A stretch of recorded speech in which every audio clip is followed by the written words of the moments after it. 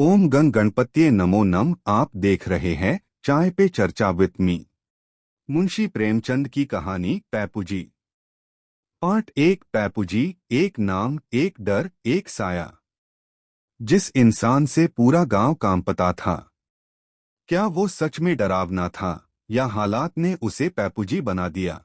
आप देख रहे हैं चाय पे चर्चा विद मी, जहां कहानियां सिर्फ सुनाई नहीं जाती, महसूस कराई जाती हैं। नमस्कार दोस्तों, आज हम लेकर आए हैं हिंदी साहित्य के महान कथाकार मुंशी प्रेमचंद की एक मार्मिक और सामाजिक कहानी, पैपूजी। प्रेमचंद जी की कहानियां सिर्फ पात्रों की कहानी नहीं होती, बल्कि समाज के आईने की तरह होती हैं। उनकी लेखनी गांव, गरीबी, सामाजिक असमानता और इंसानी भावनाओं को इस तरह उकेरती है कि पाठक खुद को उसी दुनिया में पाता है।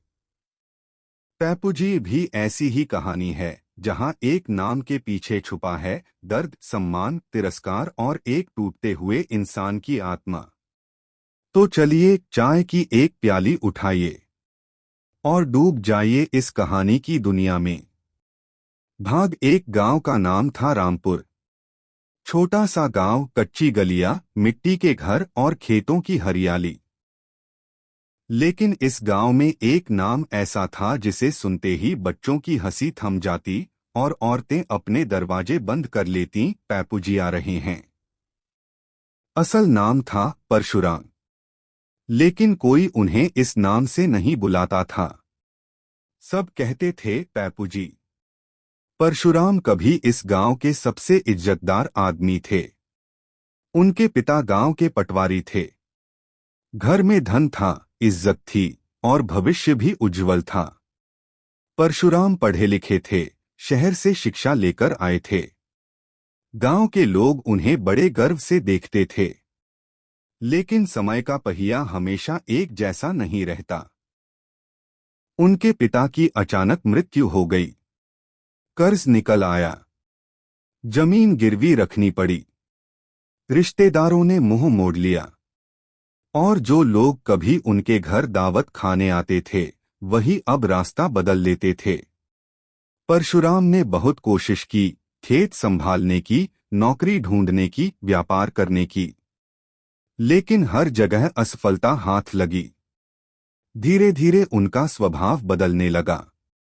जो व्यक्ति कभी नम्र और हंसमुख था, वह अब चिड़चिड़ा और कठोर हो गया। गांव वाले उनकी हालत पर दया नहीं, मजाक उड़ाने लगे। एक दिन की बात है। गांव के चौपाल पर कुछ लड़के बैठे हंस रहे थे। अरे देखो देखो, पैपूजी आ रहे हैं। संभल जाओ भाई, कहीं गुस्सा न कर दें। यह नाम पैपूजी कैसे पड़ा, इसकी कहानी भी दिलचस्प थी। एक बार किसी बहस में परशुराम ने गुस्से में कहा था, मैं तुम्हारा बाप हूं, समझे? बस उसी दिन से गांव के लड़कों ने उन्हें पैपूजी कहना शुरू कर दिया। पहले यह मजाक था, फिर ताना बन गया, फिर पहचान।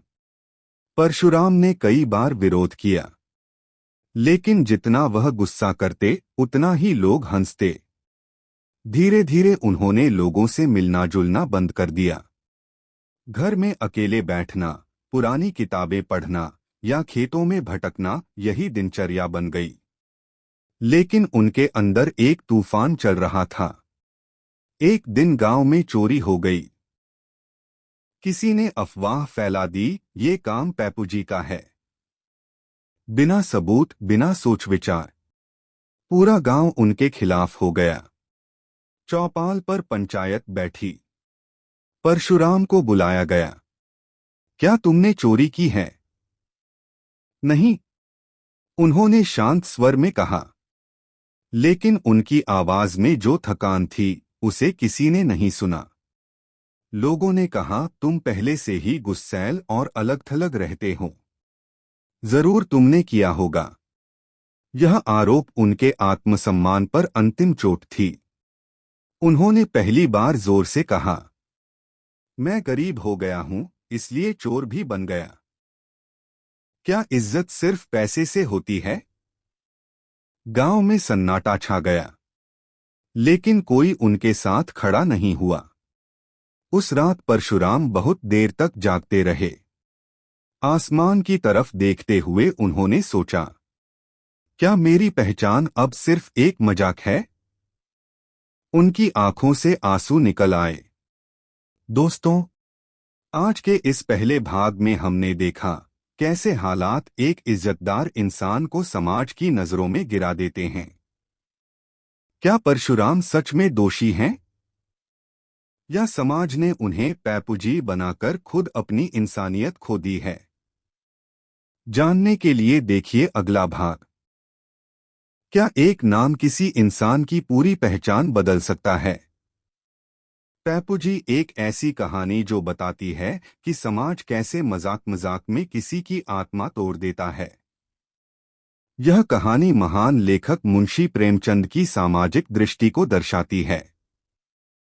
अगर आपको ऐसी ही भावनात्मक और सामाजिक कहानियां पसंद हैं, तो चैनल को सब्सक्राइब करें। चाय पे चर्चा विद मी। आप बताइए, क्या कभी समाज ने किसी को बिना वजह दोषी ठहराया है? क्या पैपूजी को खुद को बदलना चाहिए था या समाज को? अपनी राय कमेंट में जरूर लिखें। आपकी हर बात हमारे लिए मायने रखती है।